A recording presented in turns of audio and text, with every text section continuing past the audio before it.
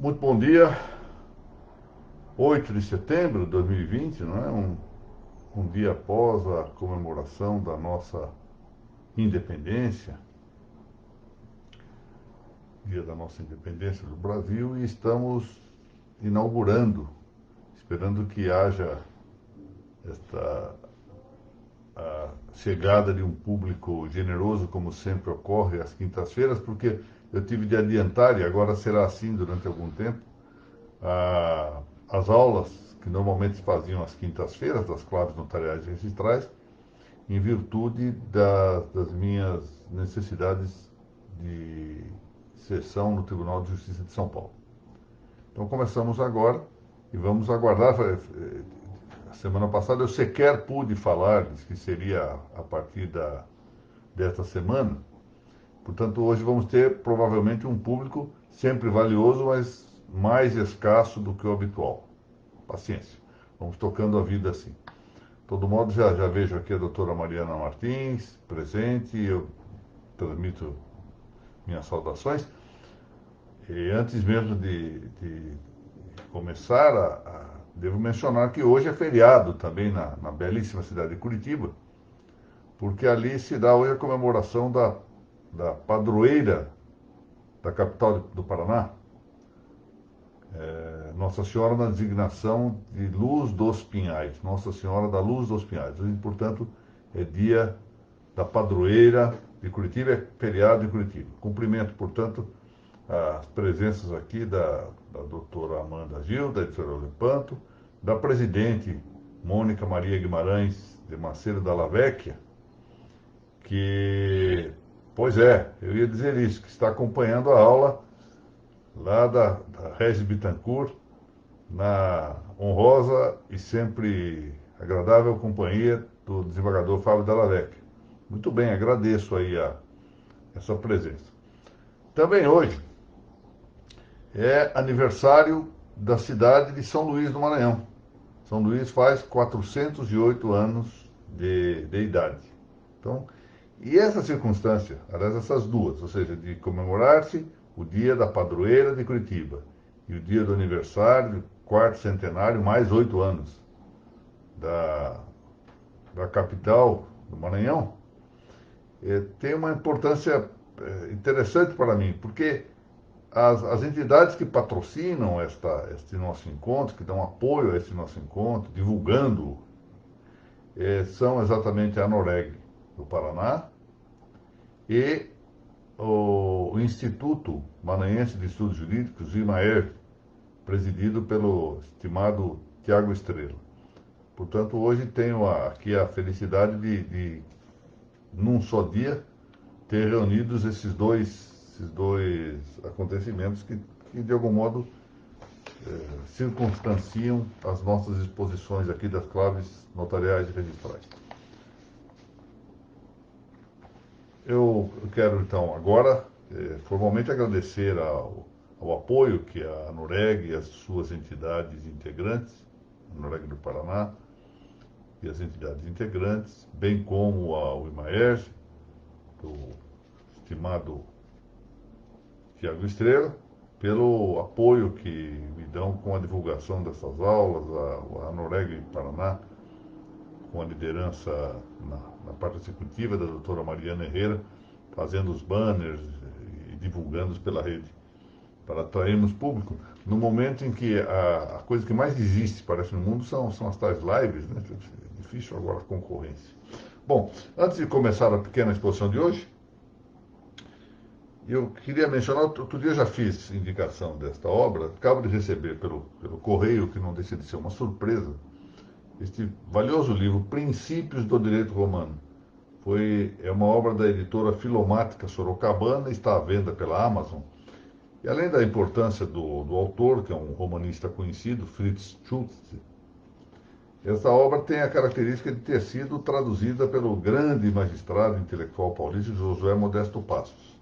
Então, ainda não li, já vi uma pequena, chegou agora cedo pelo correio, já dei uma pequena espiada no índice, é uma obra sucosa que realmente vale a pena depois estudar. Bom, vamos ao nosso pequeno texto de hoje, já previamente publicado no site da Noruega do Paraná, que é relativo ao ad corpus, essa expressão ad corpus. Daqui a pouquinho eu vou falar sobre uma circunstância interessante, que é, ao longo da vida eu encontrei muitas vezes essa história do ad corpus referido como ad corpo ou ad corpum. E esses equívocos de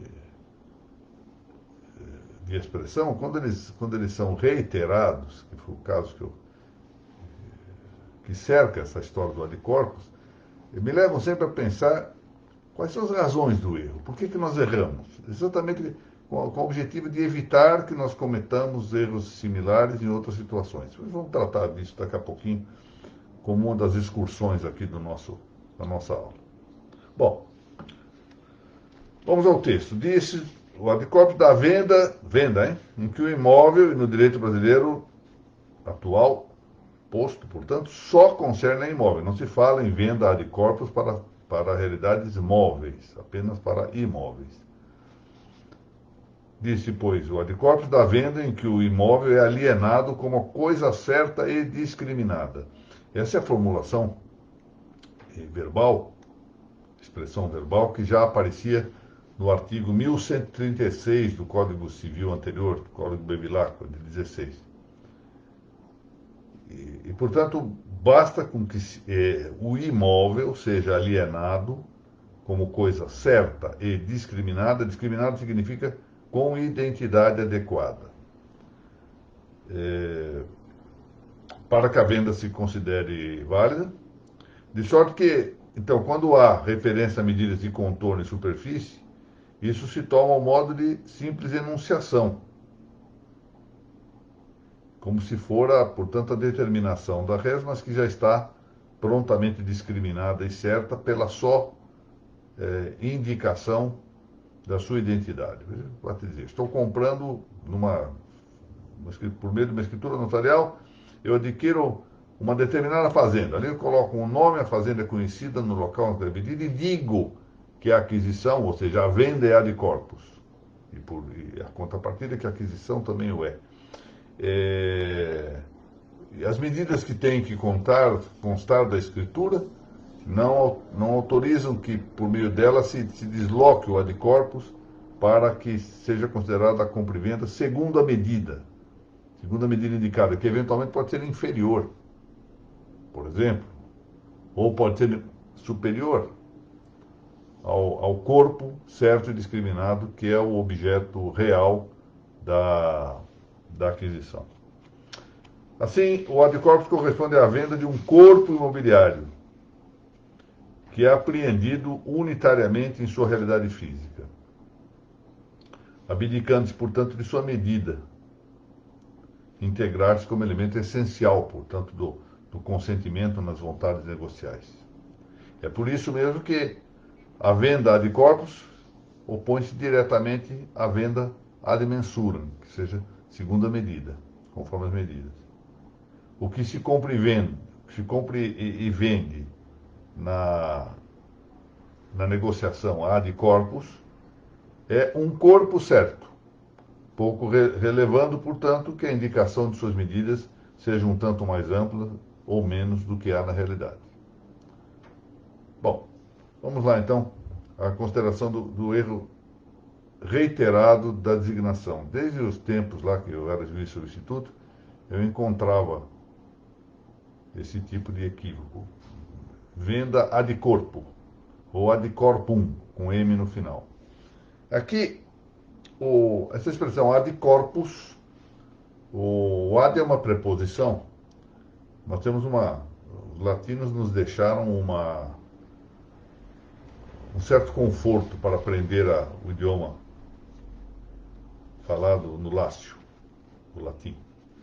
É que as preposições só podem ser seguidas ou de palavras no acusativo ou de palavras no ablativo. Isso facilita muito a vida, né? Já sabemos que depois de uma preposição sempre haverá ou um ablativo, ou virá um acusativo.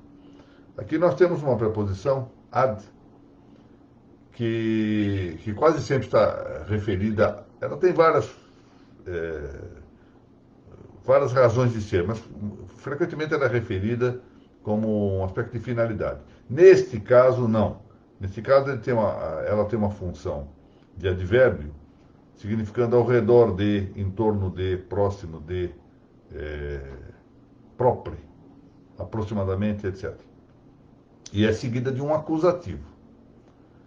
O acusativo aqui se escreve corpus, porque a palavra é neutra, e uma outra vantagem que há no latim, né, para facilitar um pouco a vida, nas palavras neutras, o acusativo é sempre igual ao nominativo, então isso facilita muito. A palavra é corpus, genitivo singular corporis, e o acusativo singular é igual ao nominativo. Então fica corpus no acusativo, porque é também corpus no nominativo.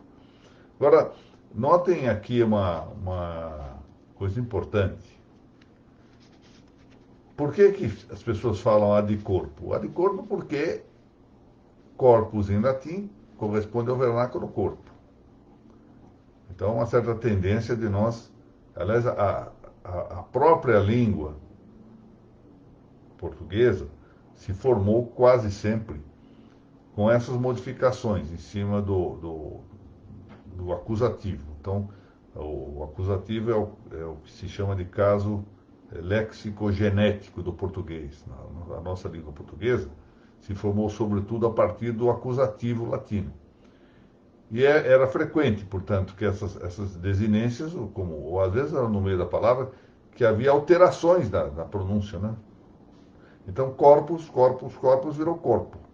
E então, não é incomum que ainda agora alguém que não tenha muita fluência no latim, em vez de escrever ad corpus, escreva ad corpo. Aí se justifica uma série de vezes que isso aparece escrito.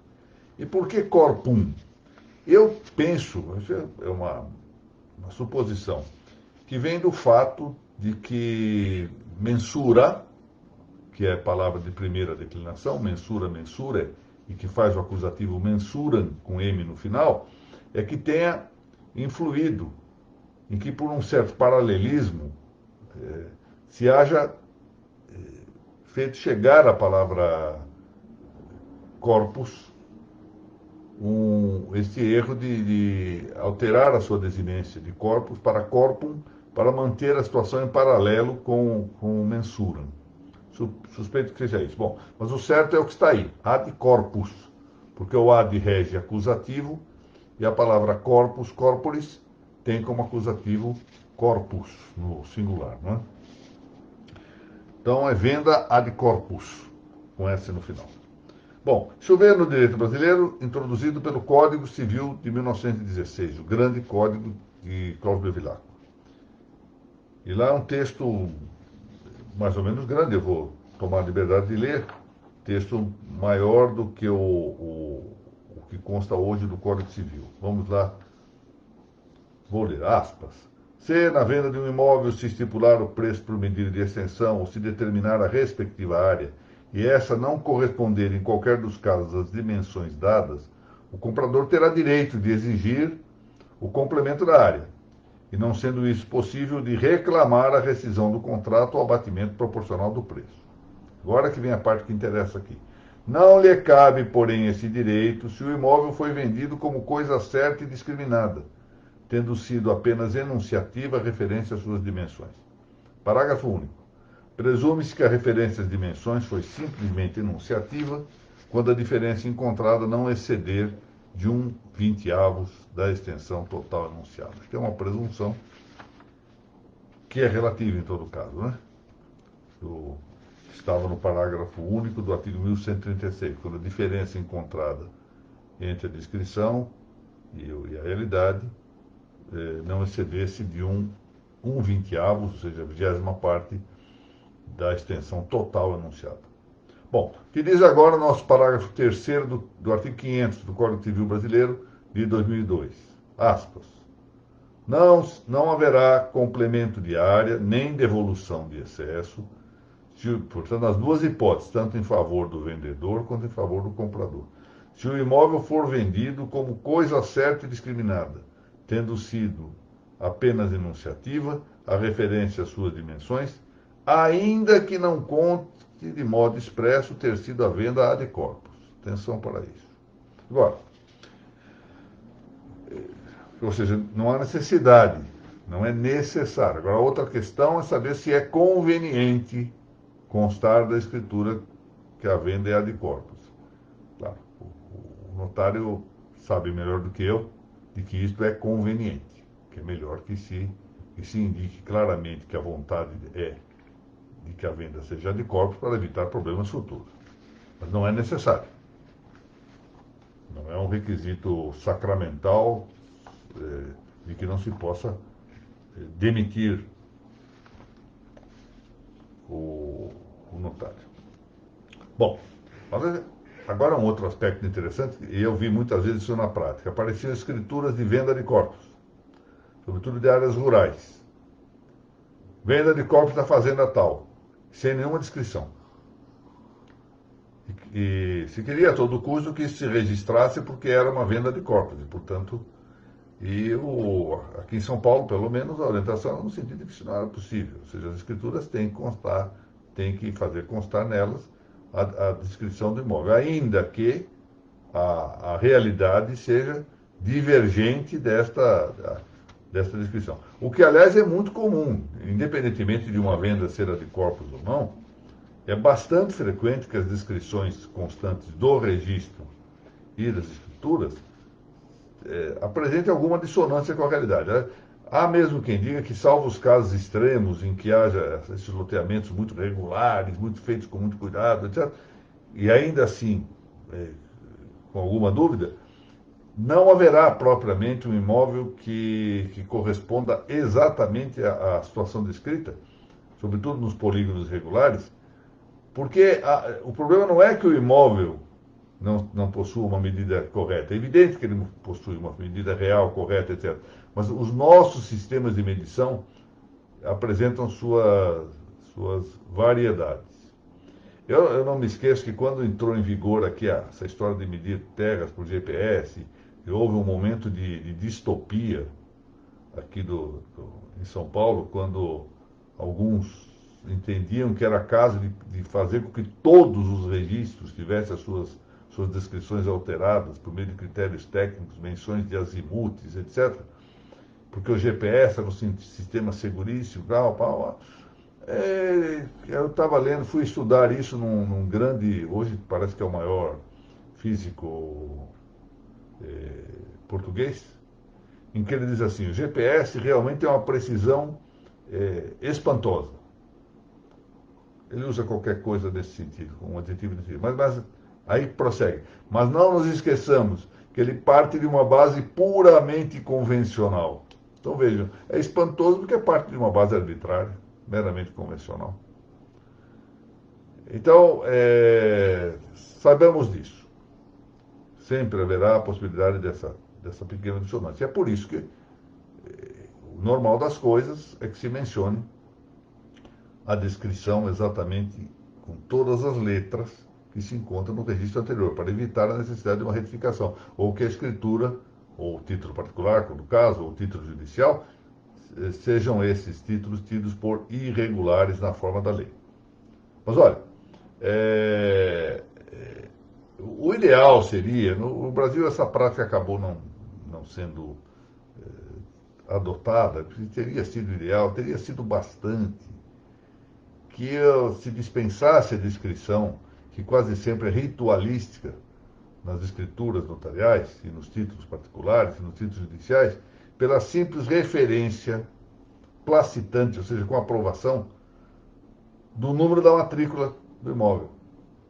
Então, em vez de ter de descrever o imóvel longamente, dizer, essa escritura se refere ao imóvel objeto da matrícula tal, cuja descrição aqui fica adotada. Ponto e basta. Não haveria necessidade.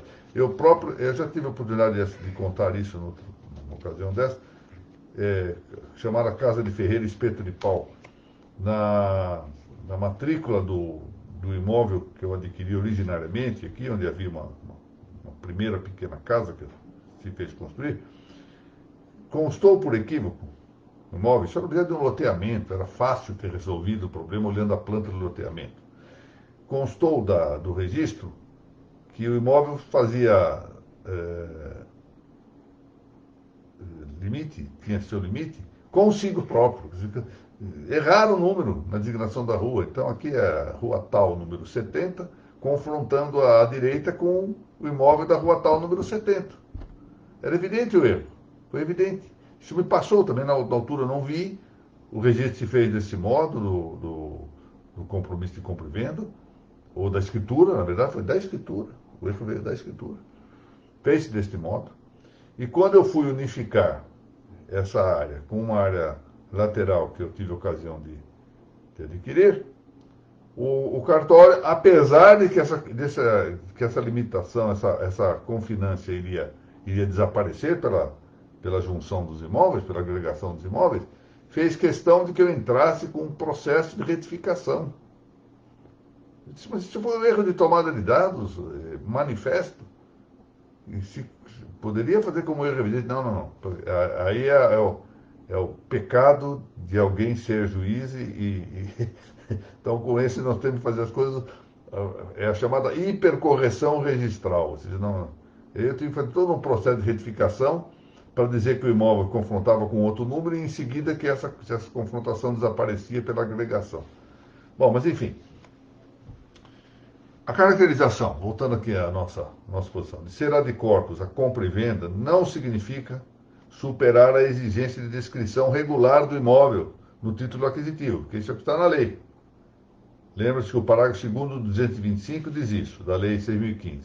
Consideram-se irregulares, para efeito de matrícula, os títulos nos quais a caracterização do imóvel não coincida com a que consta do registro anterior. Bom, como eu disse, isso poderia ter sido compreendido, mas não foi, no sentido de que a caracterização poderia ser meramente remissiva à matrícula. O problema é que isso não ganhou foro de praticidade no Brasil, então se pensa que deva haver sempre a caracterização ritual, repetindo as palavras que constam do registro anterior. Apenas aqui está dito, nesse parágrafo 2º, que são irregulares os títulos nos quais a caracterização do imóvel não coincida com a que consta do registro anterior. Não está dito em nenhum momento, embora eu tenha dito aqui que fale em descrição regular, que deva constar, etc., não está dito, volto a dizer, em nenhum momento, que essa descrição não possa ser a menos por mero reporte à matrícula anterior, sem necessidade de reiteração ou repetição quase devocional das palavras que se encontram expressas na matriz anterior. Bom, paciência, não é a posição adotada vigente no Brasil, e pode ser que um dia isto se venha a referir. O Brasil tem uma tendência prática positivista, apesar de todo o mal que fez o positivismo normativista, e teoricamente está destruído, não há praticamente mais quem defenda, né, num plano sério, mundial, o normativismo jurídico. Eu me lembro que um grande professor italiano dizia isso, olha, 9 entre 10 juristas do mundo praticam como esporte predileto chamado delenda Kelsen, a destruição de Kelsen. Mas apesar disso, nós temos ainda no ambiente brasileiro, por força muito também do que se passa nas nossas universidades, nos nossos cursos de direito, um certo positivismo legalista prático. Isso significa que nós, provavelmente, essa história de adotar-se a referência remissiva à matrícula, embora já possa compreender-se no ambiente do significado normativo do artigo 225 da Lei de Registros Públicos, só vai ser admitida no dia que constar de letrinhas no Diário Oficial. Enquanto isso não houver, vai seguir ainda essa praxe ritual sem nenhum motivo que a justifique. Bom, muito bem. Não se impede, apesar de eventual irregularidade do título, que se faça uma retificação descritiva, na forma do artigo 212 da Lei 6.015. Está previsto no 213 também, com o seu processo. E aí, então, nós vamos verificar a cabida da alteração de medidas, ou seja, o cabimento dessa alteração de medidas, dentro do corpo objeto da aquisição.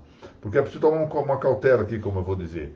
Nós temos que evitar que, a pretexto de uma suposta aquisição de corpos, é, façamos embutido uma uso capião anômala em via administrativa. Hoje nós temos uma uso capião normal em via administrativa, mas uma anômala de uso capião administrativa, sem nenhum processo, juntamos a um suposto corpo certo algo que não estava nele. De maneira que isso tem que ser visto em cada caso, só as circunstâncias. Veja, é uma mesma lei, é um preceito que de si próprio é imutável como tal, mas que tem um significado normativo muito rico. E, portanto, variando as circunstâncias de fato, o seu significado parece flexibilizar-se, quando na verdade não é o significado que flexibiliza. É a situação de fato é que justifica uma aplicação adequada, moldada. Aquela ideia de que estava muito bem presente em Aristóteles, com a chamada régua de chumbo da ilha de Lesbos. Quer dizer que a lei deve ser considerada aqui como uma régua de chumbo que se molda, que se dobra naquilo que se deva dobrar. Não é como uma mera madeira que ao dobrar se quebra, nem como um ferro que não se dobra, mas sim como um molde de chumbo, para atender às várias circunstâncias. A finalidade da fórmula de corpus está, pois, ligada à firmeza da venda, ao não abatimento do preço, à não restrição e à não complementação de partes imobiliárias, pois não diz, portanto, respeito à veracidade da enunciação ou descrição tabular. Isso é outra história. Muito bem, com isso concluímos a nossa exposição de hoje.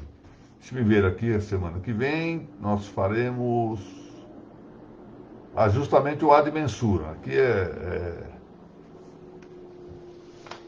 ainda não vamos entrar nas aulas que me parecem mais agradáveis de referir. Vamos seguir nessas questões mais técnicas. Muito bem. Renovando os meus cumprimentos à cidade de São Luís do Maranhão, ao povo ludovicense, pelos 408 anos da cidade de São Luís. E aproveitando para agradecer ao Dr. Tiago Estrela o apoio que dá a essas nossas reuniões, com o seu instituto, o IMAEG, Instituto Maranhense de Estudos Jurídicos. Mais uma vez cumprimentando a cidade de Curitiba, por ter a padroeira que tem, Nossa Senhora, com a designação de Luz dos Pinhais, Nossa Senhora da Luz dos Pinhais. Agradecendo também a Noréga do Paraná, na pessoa de sua presidente, a doutora Mônica de Macedo Dalla Vecchia, e as entidades integrantes da Noréga do Paraná. Em particular, quero aqui dirigir meus agradecimentos à doutora Mariana Martins, que nos assiste aqui, para a honra minha. Cumprimento o doutor Hilário Lula, que agora fará parte de uma obra que nós estamos elaborando, para a honra minha também. Dr. Anderson Scherner Kest, a estimada Laura Porto, a Rossane, olha lá, falei de Maranhão e aí está uma ludovicense. Rossane, um abraço para a Rosseline também, a todos os seus. Dr. Fausto Mota, estimado amigo, Sônia Batista, precisa aparecer mais vezes, doutora Sônia, e o doutor Eduardo Amadei.